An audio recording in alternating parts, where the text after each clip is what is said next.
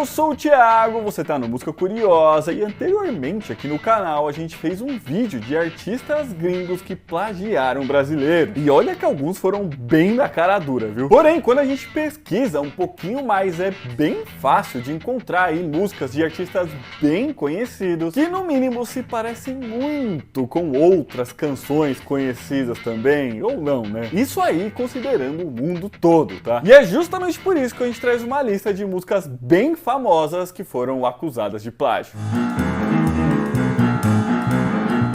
Bom, vamos começar logo com um caso brasileiro aqui. E nesse caso aqui não é um gringo plagiando brasileiro ou vice-versa, mas sim de um brasileiro plagiando outro brasileiro mesmo, tá? Foi no ano de 1987 que o Roberto Carlos, né, o famoso rei, lançou a música O Careta, que fez muito sucesso lá na época, tocando em rádio, televisão e tudo mais, né? Afinal, era uma música do Roberto Carlos em um momento em que ele se mantinha muito em alta, lançando sempre ali uma série de sucessos. Abro a camisa e encaro esse mundo de frente.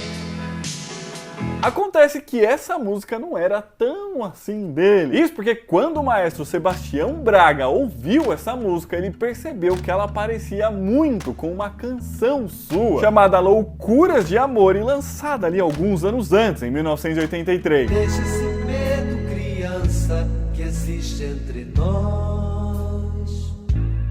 Foi nesse momento então que ele entrou com um processo contra o Roberto Carlos, acusando ele de plágio e pedindo ali pelos valores referentes aos direitos autorais da música O Careta. Com esse processo aí durando um total de 15 anos, mas rendendo 1,7 milhões ao Sebastião Braga, já que o Roberto Carlos, né, perdeu essa ação. O que fez também com que o rei tirasse essa música do seu catálogo de canções. São outras coisas que mexem com a minha cabeça.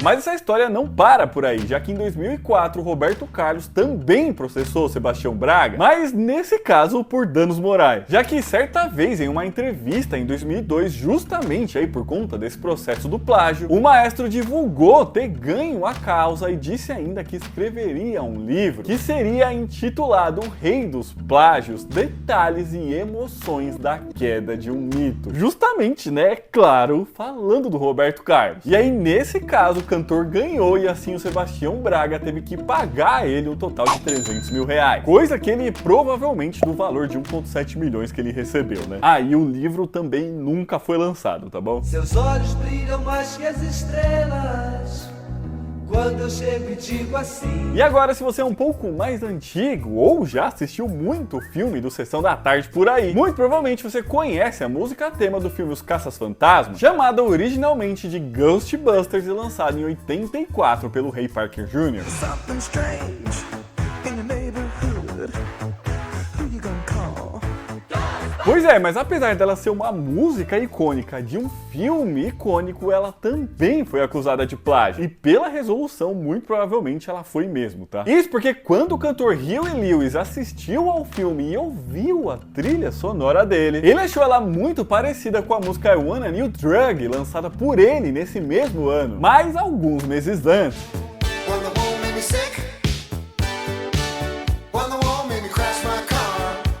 E claro que com isso, né, e vendo aí todo o sucesso que o filme e a trilha sonora de Os Caça-Fantasmas estava fazendo, ele entrou com um processo contra o compositor dela, pedindo ali os valores pelos direitos autorais. E o que indica que possa ter mesmo acontecido ali algum tipo de cópia é o fato de que aconteceu um acordo extrajudicial entre eles. Ou seja, né, acho que tem coisa aí. Porém, esse acordo aí foi firmado e mantido em sigilo até hoje. Portanto, a gente não sabe aí se foi pago algum valor, ou se o Huey Lewis passou a ganhar aí sobre os direitos autorais dela, ou se é uma mistura disso tudo, ou ainda alguma outra coisa, né? Vai saber, pode ser qualquer coisa. Mas fala aí, você que é fã do filme, imaginava que provavelmente essa música aí se trata de um plágio? Você achou as canções parecidas? Fala aí pra gente. Seeing things running through your head.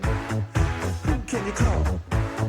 Agora a gente vai para um caso aqui que é uma verdadeira loucura, já que ela é meio que o plágio do plágio, ou não também, sei lá, vocês vão entender, calma aí. No ano de 2010, a Shakira lançou a música Louca, tanto em inglês como em espanhol, sendo uma das mais conhecidas da cantora até hoje. O que não é pouca coisa, considerando que a gente tá falando da Shakira, né? Com certeza você conhece ela. Yo soy loca con mi tira. Acontece que o cantor dominicano El Cata, que inclusive aparece no clipe da Shakira e é acreditado ali como um feat, disse ter sido ele quem apresentou a canção à cantora e assim a música era dele, mas que ele não estava ganhando nada com essa música e portanto entrou com um processo contra a cantora. Loca con su tigre, loca, loca, loca, loca con su tigre. Então, em 2014, ele ganhou esse processo, recebendo então valores pelos direitos autorais, mas só sobre a versão da canção em espanhol, já que em inglês a letra dela tinha sido bastante alterada. E na época tinha uma série de entrevistas deles falando sobre isso, com o caso aparecendo bastante na mídia, até porque a música ficou muito famosa. Esta canción me fue presentada a mí.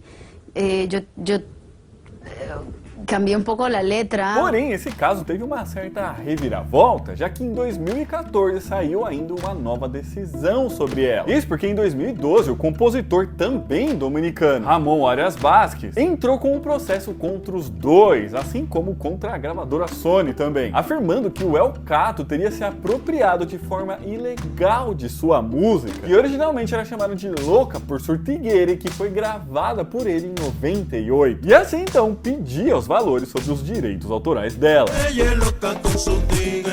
Loca, loca, loca. Ella es loca con su tigre. Loca, loca. Porém, nesse caso, ele acabou perdendo o processo, já que a Sony conseguiu ali apresentar documentos provando ali que as coisas que ele estava mostrando eram falsas. E no final, então, toda essa história acabou ficando por isso mesmo. Soy loca con mi tigre, loca, loca, loca, soy loca con mi tigre. Mas pessoal, rapidinho de continuar esta lista, se você estiver gostando desse vídeo, já deixa seu joinha aqui embaixo, que ajuda muito a gente. Se inscreve no canal, porque toda semana a gente lança mais vídeo assim. E se você quiser e puder ajudar a gente um pouquinho mais, é só clicar aqui embaixo no botão de Seja Membro, beleza? Bom, outra música muito famosa que também foi acusada de ser um plágio, e nesse caso aqui realmente é muito igual, é a Bittersweet Symphony, lançada pelo The Verve em 1997, e que fez muito sucesso, sendo com certeza a música mais famosa da carreira dele. E esse caso aqui novamente envolve 3 artistas aí ou banda.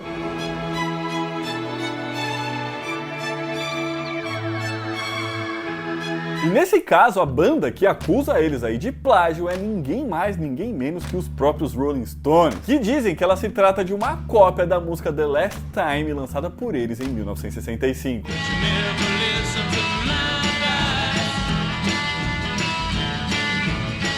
E se vocês ouviram ela agora, vocês devem estar achando estranho, certo? Já que não tem ali muita coisa parecida. E talvez também me achando meio louco, né? Porque no começo lá eu falei que elas eram iguais, né? Mas isso é porque não é exatamente dessa versão que o começo ali da Bittersweet Symphony foi tirado. Isso porque foi no mesmo ano do lançamento da música do Rolling Stones, né? Em 1965, que a The Andrew Oldham Orchestra lançou uma versão dessa música totalmente orquestrada. E dessa vez sim, com a autorização dos Rolling Stones e pagando ali pelos direitos autorais dela. E agora então, presta atenção nessa parte da música.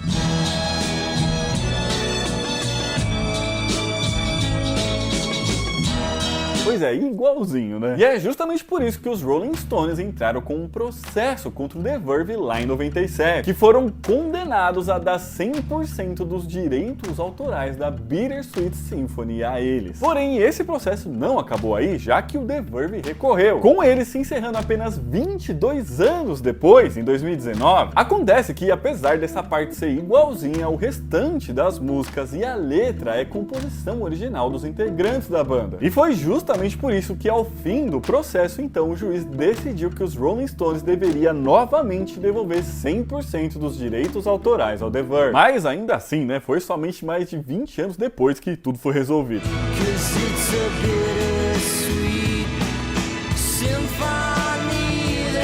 E pra finalizar, agora a gente traz um caso de um plágio duplo e envolvendo ninguém mais, ninguém menos que o Michael Jackson. E foi ele que plagiou, tá? Pois é, no ano de 1983, o rei do pop lançou a música Wanna Be Start Something como um single do disco Thriller. E apesar dela não ter feito tanto sucesso quanto outras músicas desse mesmo disco, ela acabou ficando bastante conhecida, conseguindo atingir ali as primeiras posições em paradas de sucesso, sendo regravada aí por uma série de artistas.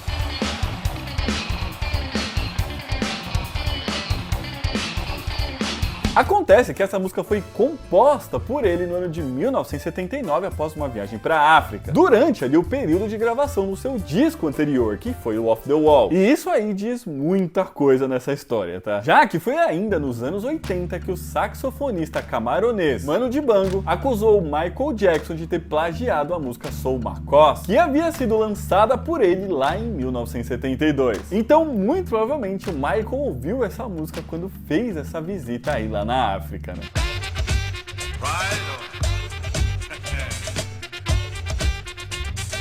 E possivelmente o camaronês tinha razão nisso, já que para esse caso também foi feito um acordo extrajudicial, onde o rei do pop pagou ao Manu $200 mil pelos direitos autorais da música. Mas essa história não para por aí, já que em 2007 o Michael Jackson cedeu a música para que a Rihanna utilizasse ela como um sample na canção Please Don't Stop the Music, que também fez muito sucesso. Baby, are you ready? 'Cause it's getting cold. Don't you feel the passion ready to explode? Porém, nada foi avisado a Manu Dibango, que assim novamente entrou com um processo contra os dois, dizendo que as coisas realmente tinham sido resolvidas com o Michael Jackson, mas que isso não significava que ele podia sair por aí cedendo aí os direitos autorais da música, pedindo assim um total de 500 mil euros para Rihanna por conta dessa música. E esse processo aí muito provavelmente corre até hoje, já que não é possível encontrar aí mais nenhuma notícia envolvendo ele, a não ser lá as notícias do início do processo. Então, provavelmente tá acontecendo ainda. O que você acha? Você acha que ela tem que pagar pra ele ou não?